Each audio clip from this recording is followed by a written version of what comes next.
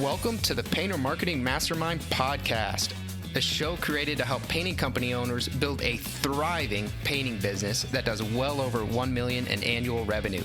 I'm your host, Brandon Pierpont, founder of Painter Marketing Pros and creator of the popular PCA educational series, Learn, Do, Grow, Marketing for Painters. In each episode, I'll be sharing proven tips, strategies, and processes from leading experts in the industry on how they found success in their painting business. We will be interviewing owners of the most successful painting companies in North America and learning from their experiences. In this series titled Relationships Are Key, Candelario Valenzuela of VS Pro Painting will be sharing how he has grown his painting company to $2 million in annual revenue with a 100% year-over-year growth rate, and the advice he has for ambitious painting company owners who are looking to follow in his footsteps. In episode 1, Candelario discussed the importance of effective systems to scale. In episode 2, Candelario outlined how knowing your numbers is critical and which numbers he most focuses on. In episode 3, this episode, Candelario will discuss the importance of reinvesting into your business and the decisions he has made as his company has grown. And in the final episode, episode 4, Candelario will deep dive into the importance of networking and some actionable insights he has on how to most effectively network for your painting company. If you want to ask Candelario questions related to anything in this podcast series, you can do so on our exclusive Painter Marketing Mastermind podcast forum on Facebook. Just search for Painter Marketing Mastermind podcast forum on Facebook and request to join the group. Or type in the URL facebook.com/groups/Painter Marketing Mastermind. Again, that URL is facebook.com/groups/Painter Marketing Mastermind. There you can ask Candelario questions directly by tagging him with your question so you can see how anything discussed here applies to your particular painting company. What's up, brother? Mr. Brandon. I'm excited to be back, man. Yeah, no, same thing over here. Yeah, the previous 2 episodes were phenomenal. The systems, the numbers, both super critical. Now we're going to get into what I would define as kind of more mindset. It's action, but it's really a lot of mindset, reinvesting into a business versus not. Right. I remember whenever I was looking at starting the business, how could I make sure that, once I was in it, I could make it grow. And one of the things that I've learned while I was, looking for different ideas and things like that, it was to be able to separate your personal money with your business money, right? So it's 2 different things: the business money and then your personal money, 2 different things. That way, as you go and you start growing and you start bringing in more income, you're not just filling in your pockets, but the business also growing, in reference of income and all that stuff. And how to have that money there and knowing, okay, you know what, I'm just going to put it back into the company so that way you can start putting your money to work. At what point did you start thinking about personal money versus business money differently, as being different things?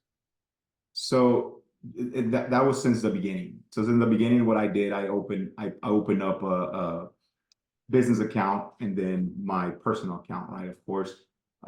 And it was that you have to have that mentality where you're saying, okay, cool. Like and with me, it was like I didn't went in all deep into the business. Like it was a side hustle for me.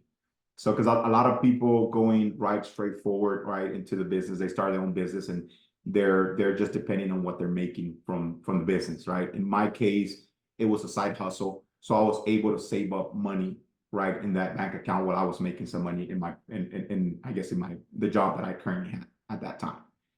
So for me, it was since the beginning. So I started basically breaking it down where like I had the business money, I had my money, a little bit that I made from the business, I'll take out, 50-60% out, and then I'll leave 40% to the company. And it was just, money that kept on growing. And then that's when I started figuring out, okay, cool, where can I put the money to work? Yeah. I think when a lot of entrepreneurs start, they think of those things as one and the same because you can take the money out and it feels good to start making money on your own. And especially if somebody's all in and they're bootstrapping, Usually they're not starting with a tremendous amount of wealth. Some people are fortunate enough to do that. A lot of people are not.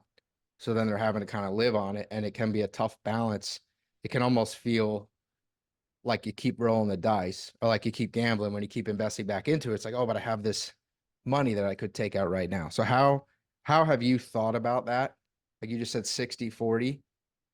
How have you decided, all right, here's how much money I want to reinvest? Like I'm comfortable doing that. I want to grow this business. I have big ambitions here versus here's how much I want to take kind of chips off the table and have for myself right now. Okay, so first of all, so it has to be uh you have to set it, as a goal. Like where do you want to be in 5 years from now, right? How, towards the revenue or whatever the goal is, like where do I want to be? And then from there, basically strategizing and knowing what are the steps that you need to take. And of course, to be able to grow a company, you need to have some sort of income to be able to reinvest it into the business, so that way it keeps on growing, your money keeps on growing. So for me, it was just setting myself that goal where I wanted to be, and knowing that some sort of way the money needed to move around, so that way you can just continue making more money. um and I mean, from the beginning I started doing that, and it's just basically there was times whenever I stopped working for the previous company that I used to work, where I used to have my current job. Um, it was kind of like I went all deep because I felt like I was having sufficient workflow and all that good stuff. And I mean, it was really hard, man, to say, you know what, I'm gonna leave some money in there, and I'm not gonna spend it on my own, because definitely you have some money there that you could use for some other, your personal things, or whatnot. But I knew how much money I could live with, throughout day to day in my personal life.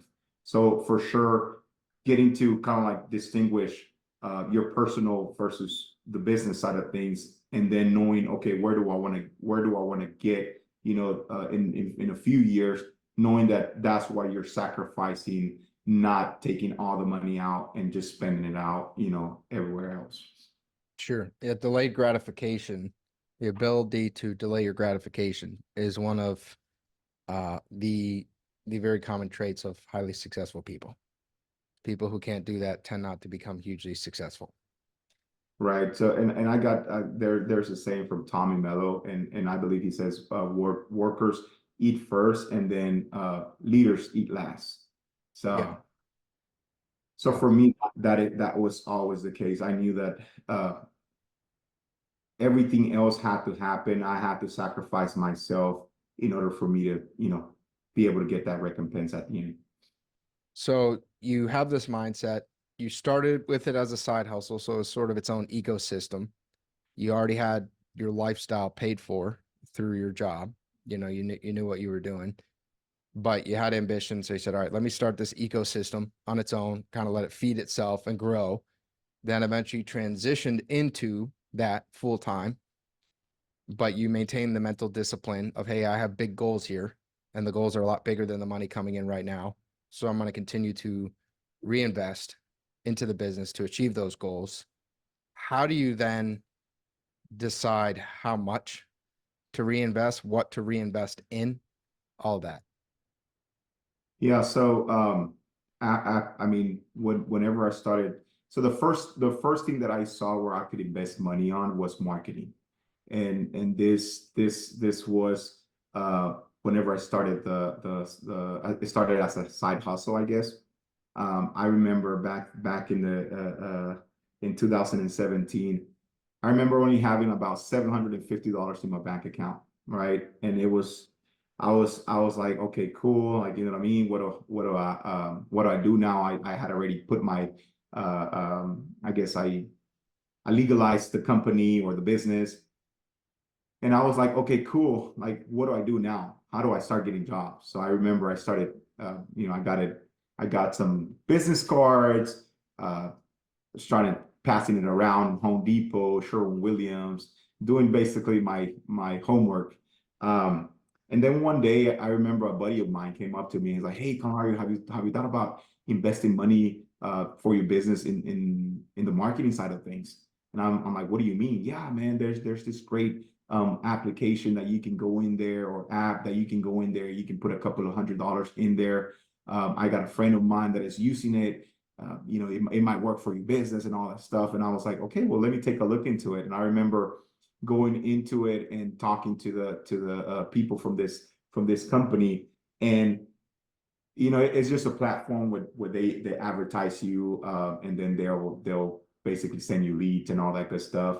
Um, and I remember it was about $700 that I had to invest right up front to be able to start, and I only had $750. So I was like, oh my God, you know, how am I going to do this? You know, but and I remember I spoke to my wife about it, and my wife was like, well, you know, you do whatever you got to do. She trusted me. She knew that I was going to make the right decision or whatnot. Um, and I remember putting those $700 into this marketing company, right? And I remember it was like 2 weeks passed and I received no leads. And I was like, you know, bills were coming. We had to pay some bills. And I remember a Sunday morning before we were going to church, my wife comes to me and she's like, hey, babe, next week we have to pay a couple of bills. And, you know, we were counting on those $700. Like, what are we going to do now? And for a whole minute, you know, I was scared, but I am a man of faith, and I knew God was gonna help us out, and we're gonna make something happen. So Monday comes, the next day comes, and I start receiving messages from this app. And I remember the first lead came through. I set the appointment. I go into the appointment, and I sold it in this like on in the spot. Wow. 2,700. So I basically triple the money that I had invested in there. I take a deposit and I'm like, babe, here's our money that we invested in there. And we had gotten a little bit more on the deposit. So it was just like, man, from there, Brandon, I knew that there was ways of you investing your money in marketing basically, and you could basically double your money. Yeah. Man, that's awesome. It's so scary. That story is so common, a story like that of so many successful entrepreneurs where they are back against the wall and kind of have to decide whether or not they're going to take a risk at this point. Super scary, scary stuff. I'm glad it worked out. For people who are listening, I also want you to know you can grind too, right? So you can knock on doors like you were doing, Candelario, going to Home Depot. There are ways to generate those initial projects for free with sweat equity. You know, you knock on 100 doors, you print some materials, not going to be that expensive. You something like Vista Print, maybe invest a couple $100 for some really high quality stuff. You go knock on a couple hundred doors, you'll get a project. If you don't get a project, you need to revisit your sales process and what you're doing, because you should statistically after a few hundred doors. But yeah, man, I mean, we're in a volatile game. We're business owners. We're entrepreneurs. This is what we do. So if things seem risky, it's because they are. Yeah, no, and it was a risk that I decided to make, right? Or to take. But at the end of the day, it paid off, right? There's a lot of bad stories out there from other people that they'll invest and they'll make no money, you know, from their investment or whatnot. But in my case, it was I guess a success story, right? I was able to put in the money, put in the trust, and being able to say, okay, you know what? I'm gonna put this money to work, and believing that it was gonna, you know, something was going to come out of it, and it did. It Yeah. did. It paid off. And since then, Brandon, I am a big believer. You know, of course, there's a lot of free marketing out there, but I am a big believer, you know, in marketing for sure. It's just always whenever people tell me or ask me about marketing, I'm like, if you have, you know, some sort of money to invest into marketing, go ahead and do it. Right? There's plenty of ways you can go, you know, about it. But for me, I'm a big believer in marketing, and it's kind of like you can be the best painter, you can, you know, paint like a Picasso, but if you don't showcase yourself, then you're basically hidden. Yeah. So I'm also a big believer in marketing. So we're aligned on that one. The uh if yeah, the you see all these posts, right?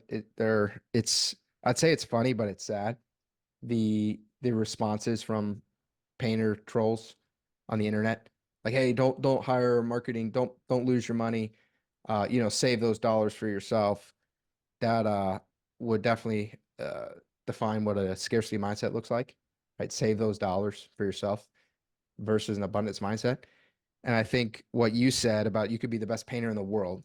I think we've ever had this idea like, oh, we go create this widget. That's what it is. It's a widget. This is a business. And we create this really great widget. We know we have great painters. We know we do quality work. We stand behind it. We hang the proverbial shingle out, the sign outside our door. Hey, guy, everyone, we're open. And we wait for the flood. Except there is no flood because nobody knows about us. Nobody knows why we're different. Nobody knows why we're better. And this idea like field of dreams, if you build it, they will come. They will not. There are no ghosts coming out of the cornfield to flood your business if they don't know about your business. Right. That's a big one. The other day I was listening to, I don't know if you heard of Grant Cardone. He's kind of like in the rest in the I guess real estate industry, Yep. and he says that if 10x baby. yeah, you got it right. Uh, So he talks about that if Jesus was living in this century, he will be basically marketing himself on Facebook, on social media. And I mean, in a way, to be able to get the gospel out there, that's true. I'm pretty sure all his messages will be out there. yeah, he'd probably be using a lot of tools Yeah, yeah. So as they definitely work. it's the same thing in business. It's like nowadays, like everybody, it's in the internet world. If you're not showcasing yourself out there, if you don't have a website that sometimes like I was at that event, the Sharon Willis event where I was a guest speaker and I was talking about one of the topic was marketing and it was just basically having an online presence. And I remember when I started, I mean, I didn't have money to invest on a website, right? But I went in and started looking, how can I do it myself? How could I get myself in there? And I remember I got this Wix account and I started playing with it, and it was not the best website, but hey, that's what I could afford, right? I knew that at least I needed to have some sort of presence on Google and all those platforms. 100%. Yeah, and that is the way to start. Right. So we do websites, SEO, premium stuff. It's not the way to start. Not when you're small and when you're getting started, you have a business card, right? You have things like that. And if you're going to run ads online, you might, you're going to want to have a website people can go to, and you need just a one-page site from Wix or Squarespace or really any of these website builders. There's template. And you can hire someone. You can actually hire someone for like $50 or $100 to do this for you, but you can also just do it yourself. And you can use a template, kind of fill in your logo, fill in your colors, and now all of a sudden, boom, because you don't want to, what you don't want to do is hand someone a business card and they go try to look for your site and it's not there, or it looks Right, like dog crap. You just need a one-page site. It won't right, generate leads for you, but it will help you close the leads that look you up. right. So definitely having an online presence is really important for anybody out there that is barely starting or has some time in the industry and it's looking to scale. Definitely having that online presence is going to help out a lot. Yeah. So you invested the $700 into this platform. You got the lead. It worked out. Knowing you, I mean, this is a success story. You say there are a lot of other failure stories. There are, but knowing you, had you failed, you still would have come back, right? You'd have figured out a way to pay the bills. You would have then gone for it again, because another hallmark of basically every successful person ever is enduring a lot of failure along the way and bouncing back. And so if you're listening to this and you think, well, Candelario just got lucky, maybe he did a little bit, but he would have gotten there whether that first shot had worked out or not, because it's still a mindset thing.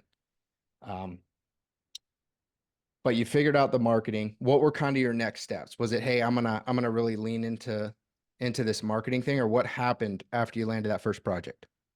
So after I learned it, I landed that first project. and leads started coming through. That was not the only project I sold during that month. I sold like, 4 or 5 other projects. So I knew that was the rate, because if there's traction throughout, through that a specific marketing segment you're using, then why change it? Mhm. What I did was put in more. If I put $700, I saved up another $700, and the next month I came aggressive. Instead of putting $700, I came at 1,500, 14, $1,300 to it, because I knew that it was working, and it had returned my triple my money basically of what I Yeah. had invested. So I knew that I could save some money and be like, okay, cool, like I have the opportunity to invest more in it because I know more is going to come out of it. Yeah. That's smart, man. As long as the ROI is there. So when a marketing channel is working, double down on it, triple down on it.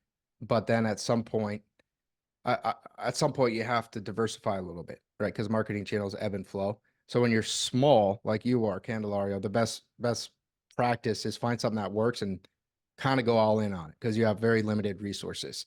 You couldn't be running Facebook ads and doing No, SEO and doing direct mail and doing this thing. You didn't have that option. So you had something that was working, so you did it. As you scale and get bigger, you want to start putting more fishing lines in the water because Facebook, let's say you're running Facebook ads, they change their algorithm. Now all of a sudden the cost per lead doubles, triples on you, right? We saw this happen with Google pay-per-click starting about 18 months ago, working really well. Now all of a sudden the cost for painting contractors goes way up.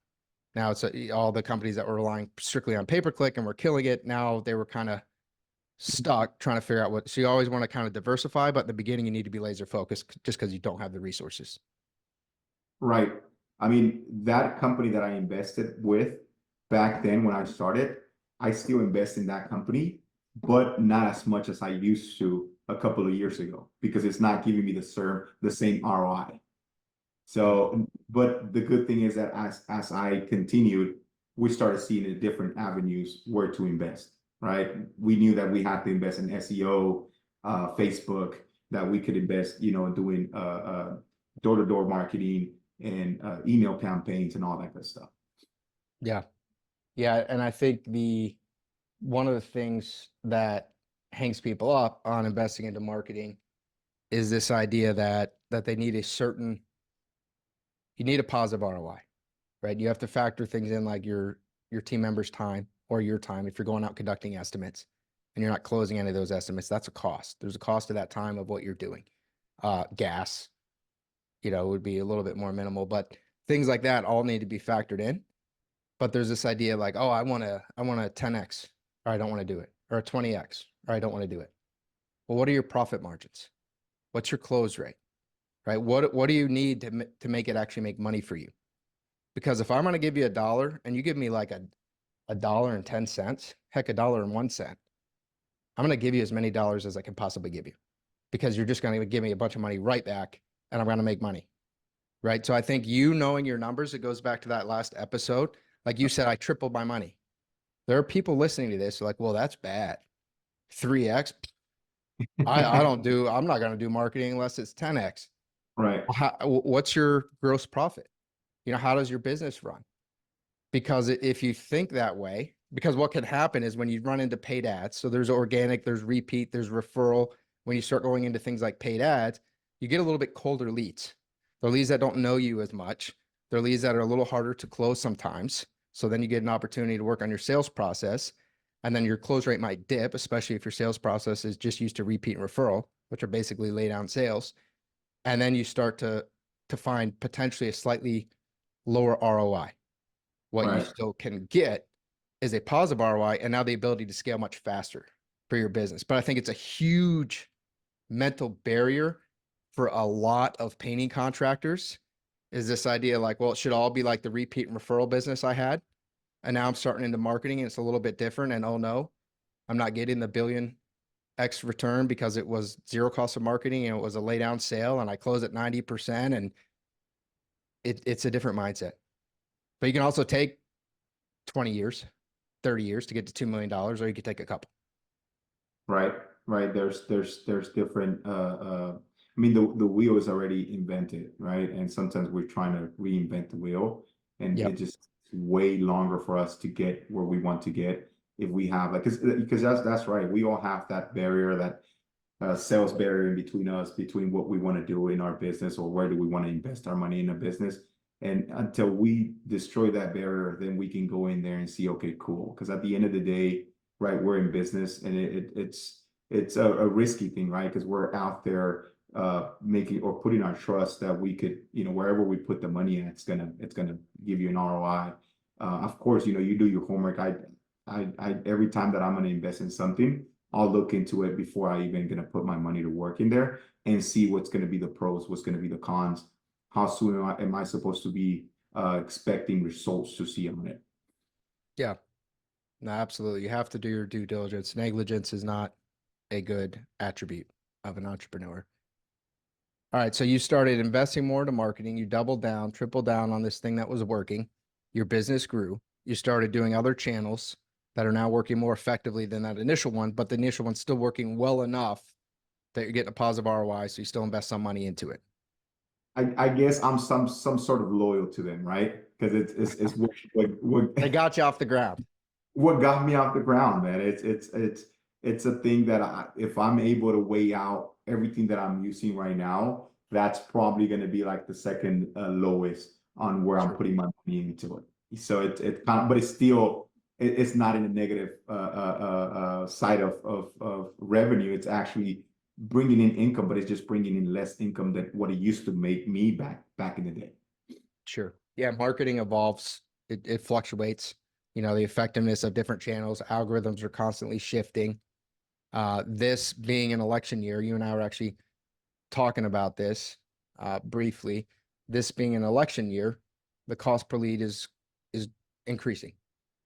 It will always increase in an election year because the election ads go online, and now that's a huge influx of money. And when you're running things like Facebook ads, you're now indirectly competing with those because Facebook's only going to show, it's actually directly, it's just a different industry. You're directly competing with those. Facebook's only going to show so many ads to people as they scroll because they're not going to bombard people with ads because then people won't use Facebook anymore. So you're not competing against just other painting contractors. You're competing against anybody that's marketing to that demographic on Facebook. So you get a huge influx. That's why Q4 especially is so difficult because of e-commerce and all the holiday advertising that occurs. So that will happen. And then also the buying cycle is going to get a little bit longer because people get uncomfortable. They get nervous. They're waiting to see how it plays out, who's going to be elected, which means that the leads are still good, but they're not going to close right away or that week or maybe quite as fast as they used to. So it's very important this year to follow up, stay strong on your follow-up game and don't quit early on sales. Going Yeah. back to what you talked about, right? With the following up on the leads for the whole month. Yeah, that we have to either have an acceptance or a decline, but it has to say something. It cannot just stay open. You got to make sure Give me they that no or yeah. yes. If they say yes or no, that's all you gotta take because that's what it is. That's we have had clients that it's been like 2 months. We never got a response back, and until this day, we're still following up. We're still trying to get in touch with them, and we've closed some jobs like that. Where it's like, oh, well, what about if we could come in and revisit, right? I would love to see how we can help. We're having aggressive pricing right now. We would love to come out there and help you out. And we'll do that and we'll sell a job and we're like, oh my God, it was, 2 months that we gave this estimate and it just closed. I mean, it's a lead that is costing you money. So definitely. Absolutely. And you think about how much that lead costs. Maybe it initially costs $50, $100, $200, $300. Depends how the lead came in, but it Right. definitely costs some amount of money. Even if it's organic or whatnot, there's still money that went into that some way or another. And then you go out and good Lord, your estimators was out there for an hour and drove there, drive time. I mean, you've put maybe close to $500,000 into this thing. You don't want to pick up the phone and call them a couple times. At that point, you probably do. Yeah. Who was Jason Phillip was the one that's talking about that. The leads are basically the oxygen for your company. So it's like if we're not getting enough oxygen and we're not basically locking in that oxygen, then we're basically losing breath, right? So Yeah. Yeah, no, we do. We do not want to let our business perish from lack of leads. Definitely, man. But at the end of the day, I think that and going back into kind of like putting your money to work, back into your business is definitely having different legs for your table. Like, because the table is going to be more steady if you have 4 or 6 legs on them, like, or in it, than just one. So definitely putting in and putting your money to work in different avenues, so that way you know that you have if like, let's say Facebook is not working, this month. At least you have this other 3 avenues where you're putting your money in that leads might be coming to you. Yeah, no, that's so true. So the legs or fishing lines or however you want to think about it. And when you can make them kind of different, so let's say direct mail can be dicey. You have to be really careful about how you do that and the company you use. And a lot of times the companies charge enough where it almost becomes impossible to make good money on that. But things like offline, right? So direct mail is an offline thing, or canvassing or things of that nature combined with online can be really effective, because then if online starting to become more expensive, the offline can supplement. And then if offline for whatever reason is becoming less effective, oftentimes the online can supplement. So you want to have these, I guess, differing forms of marketing that are different enough that when one goes down, the other typically goes up. Right, right. And I remember that what I used to do, because whenever you're starting out and you don't have, that kind of money to invest real quick in some company or marketing companies, or anything that has to be for paid marketing, there's different avenues out there that you can take advantage of, right? As even posting yourself on Facebook and going to there's different neighborhood groups that you can go into and then basically just advertise yourself. But it's like you just have to go out there and not expect for the work to come to you, but go get what's out there, because there's a lot of opportunity there for everyone. Yeah. And it can seem kind of scary, but you're an entrepreneur. It is scary, and that's okay. So the marketing, investing into more marketing channels, looking for that ROI, doing your research, not being negligent as you do it, but continuing to pour back into the business. How do you, I want to get more into what else you invest into, but before we do that, how do you decide how much, this is kind of personal, but how did you decide how much to take out of the company? And did that evolve as the company grew versus how much to keep in the company?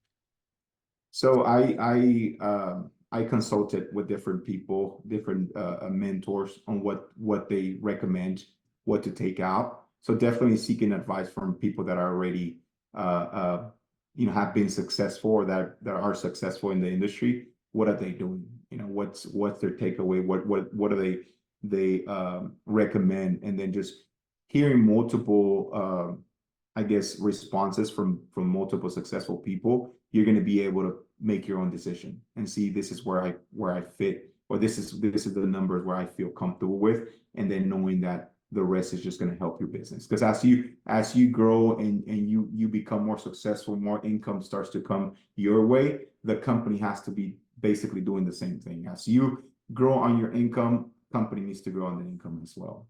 So how did you got this advice from people. Do you remember any of the specific lessons or principles or tidbits that you got that we could potentially share? And so people can try to formulate it for themselves? Yeah, so my CPA actually advised me, and this is one of the advice that I received from him, to do 60/40 whenever I was doing draws, right? Yep. That was the first thing. And then after that, we started just doing basically owner's pay, and then drawing the I guess the goal is to be able to draw at the end of the year, or just leave it in there so that way you can be reinvesting yourself. Got it. And then for owner's pay, was that essentially what you needed to live? Was it what you wanted? Was it some percentage of your revenue or your net income, or how did you look at that? So we go based on what we can also save on taxes, right? Because we have to have uh, uh, um, some sort of percentage taken off away from what we're making. So and I don't have those numbers on the top of my head right now, but we have a percentage that we look at. that if we're making if we're going over that certain percentage on the account of the business, we need to make sure we're drawing that money into the owner. So in case to myself, right? Being able to know that, but we want to make sure we do it through the owner's pay where we're actually deducting taxes from it. So that way it's going to be it's going to cost me less to pay taxes on. Sure. Yeah. That way it could go through my 401k and we can use it. We can waive off some taxes and all that stuff. So yeah. Sure. Yeah. Setting up a 401k, things like that are really can be tax advantageous for your retirement. The tax issue is this whole other thing, right? We're not going to get Right. into that, but especially newer businesses, sometimes they don't really remember taxes, and then they get to the end of the year and then they have a big problem. So don't forget that taxes exist. I mean, that's part of like thinking about the money, the income wise, whenever you're gonna reinvest, you gotta make sure to hold some money there for Uncle Sam. Because Yeah. I wish you didn't have to. Boy, I wish yeah, you didn't man. have to. I mean, But I he's think he's kind of greedy, man. yeah, Kind of I greedy. think we will all be happy with that. But at the end of the day, we just have to make sure we keep some money in there for what's coming on your taxes. Yeah. Well, we know that that money is always spent highly efficiently. And so that lets us all sleep well at night. Um, okay. So investing into marketing is something else. Were there other things like when you think about investing back into the company, are there other departments or things that you're thinking about in addition to marketing? So I'll say investing on your presence, like on your physical presence for like your team and the people that work with you. Like Like gym memberships. right. Just kidding. I actually called my CPA the other day and I asked him, I was like, because I was looking into hiring a fitness trainer Yeah. and hey, could this be tax deductible? And he just started laughing. I mean, there's a way of doing it, but it's just too much hassle. I There's think no there are ways of doing that. yeah. Yeah, like You have things like you have to get a kind of like a letter from your doctor, but at the end of the day, it's just like okay, it's just too much hassle. I'm like, let's not worry yeah, about it. it's probably not going to save you enough money to be worth it. Right, right. But definitely for us was like wrapping our vehicles. That was one of the because that's marketing too as well, Sure. right? It's just a billboard going around, right?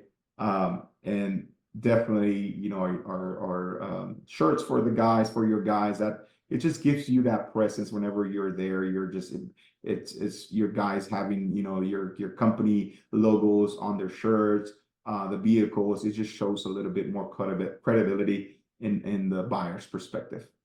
Yeah. Yeah, and some other things that you've already talked about that you invested in were the CPA that you work with. You upgraded from the lowest to the highest program, so you can get a Right, much better feel of your numbers, more hands-on experience with him. And then you have some coaching, consulting that you've invested into, software that you've invested into. So all this stuff costs money. right. Yes, yes. So That's money as you could have saved. You could have right, saved, Canada. You could have put those dollars in your pocket, man. a lot of people see it that way, right? Oh my God, you can be using that money for other stuff or Yeah, whatever. here you are at $2 million. But I mean, it's what helps you grow. Like in reality, once you start seeing that, because I'm not trying to say that I'm not that because I'm not emotional with the money, right? Like the money, I see it as a tool to help you, you know, either be comfortable or be able to, you know, get more stuff from it, right? So it's not necessarily too emotional. So the way I see it is like I know how, you know, I have to diversify on my investments. So that way I make sure that that money is just paying itself. You know, it's just making more money. And that's a good line. Not emotional with the money. I don't think we think about that so much. You know, I think money can be very emotional, right? It's very personal. And so I think a lot of people don't ever actually factor in, okay, how do I not be as emotional about this? How do I be pragmatic, business minded, if you will, about this money and use it as a tool? And well, if I put the money here, then likely it will do X, Y, or Z for me and probably net me more money because that's the goal. versus if I take it now out, that might be okay too, depending on what my goals are. But just looking at it pragmatically versus emotionally, which oftentimes is more tied to fear than anything. Sometimes greed, but a lot of fear. Because if you fear a lot and you're not gonna be able to go to sleep to put your money in some sort of way, just don't put it because then you're not Yeah, gonna be 100%. comfortable with it. It's like just keep it like but whenever you learn how not to be emotional with the money, then you put it, I like for example, like let's talk about SEO, right? SEO is it's not a short-term return, it's a long-term return, right? Yep. So you put the money to work and you forget about it, right? You're like, okay, cool, this is I know that this is going to be a long-term return. So you know that, okay, cool, I can sleep, putting this money in there and I know that it's just going to work its way up and it's one day it's just going to pay off, right? Yep. But if you're too worried about that and you know that you cannot sleep at night, then just don't put it because then I'm going to be calling Brandon every day and be like, hey, where's the results? Where's the results? And then you're probably going to break up a relationship there. So Yeah. you got to know that wherever any a streamline that you want to put your money to work in your business, make sure you're comfortable with it, and then you feel that okay, cool. And of course, you're never going to feel like, oh, I'm 100% sure or whatnot. It's always going to be a risk, right? But that you can at least go to sleep, go to bed, thinking that your money's there, but it's promising that it's gonna be a return. 100%. Yeah, and you've been doing SEO the right way. We've been doing it over a year. Now we see the results, and that's what a lot of people will come into it kind of the wrong way. And so at Painter Marketing Pros, we set expectations early, right? We want to actually engage with someone if they're thinking about it the wrong way, due to a couple hard lessons we had early on, right? You want to And I step to and I, I the don't hard I risk. don't know what if you remember whenever I before I started working with you guys, I was working with another marketing company and I had put a couple of $1,000 into SEO where it was not like, I guess we were doing it the wrong way or whatnot, Mhm. but I still gave it another chance, right? I lost some Yeah, money there and I could have said, you know what, man, forget about this. I don't even, uh, uh, I don't want to worry about this or whatnot, but I decided, you know what, man, I got to give it a shot because I was doing my homework and looking at, where else could I put my money to work and knowing that that could be a potential hit in a couple of years, I'm like, well, then I'm just going to secure it there. yeah, that's such a good point, because a lot of people who invest into marketing or coaching even have been burnt, right? They've been burned by some point. So then they basically leave from that. You were essentially burned on SEO, and they leave from that and they never want to do it again, which is it makes sense. You tried it, it didn't work, so you never want to do it again. But if you think about that with other industries or other things in your life, like if you go to an attorney and that attorney isn't very good, do you vow to never work with a lawyer again in your life, no matter what? You're just never going to hire one. Or if you go to a doctor and the doctor misdiagnosed you, and you'll never go to another doctor because you try that, it doesn't work. But that's what people assume with marketing, right? They tried it. Oh no, they're a bunch of scammers. They're all the whole industry scammers. It doesn't work. I tried it. You tried one.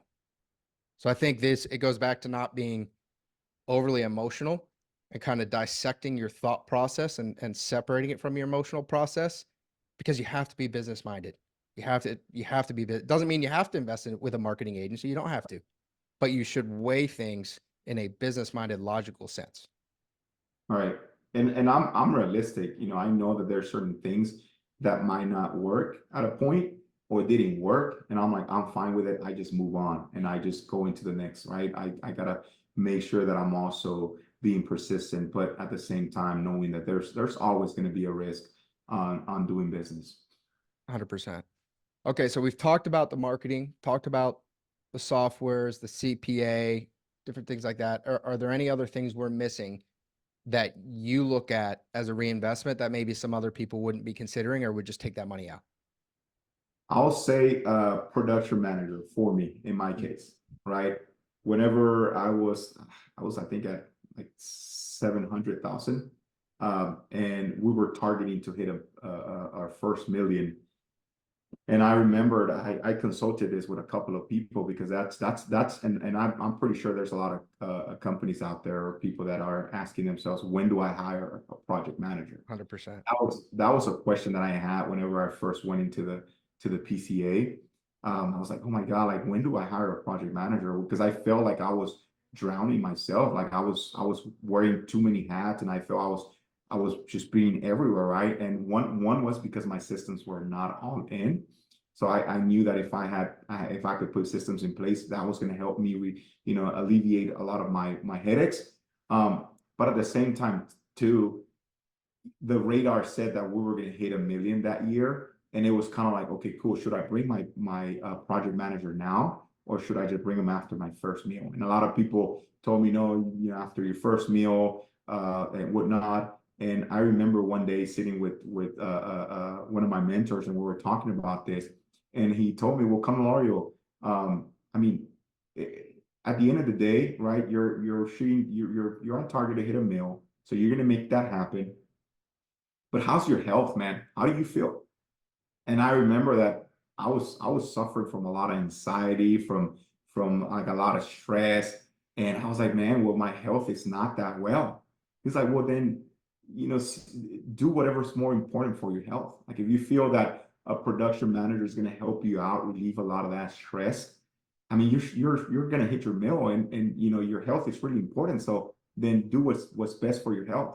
And I remember whenever he said that, I just stood up and I just went ahead and make the decision and started looking for production managers. And I found one. I was able to invest in him for a couple of weeks before he started going on his own.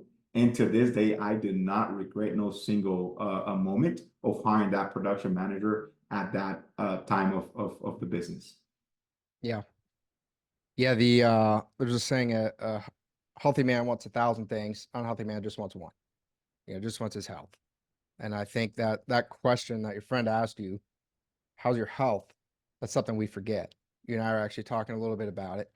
How we're focusing on it now. But it's so easy to lose that because that's not what all these conferences are talking about. That's not even what I'm often talking about, right? On this podcast, we're talking about ways to grow the business and revenue and finances and things like that. But what's the point? If you're putting yourself in the ground, if you feel terrible, if you're not enjoying, you're living this super unhealthy lifestyle, why are you doing it? We don't have to do it. We could get jobs.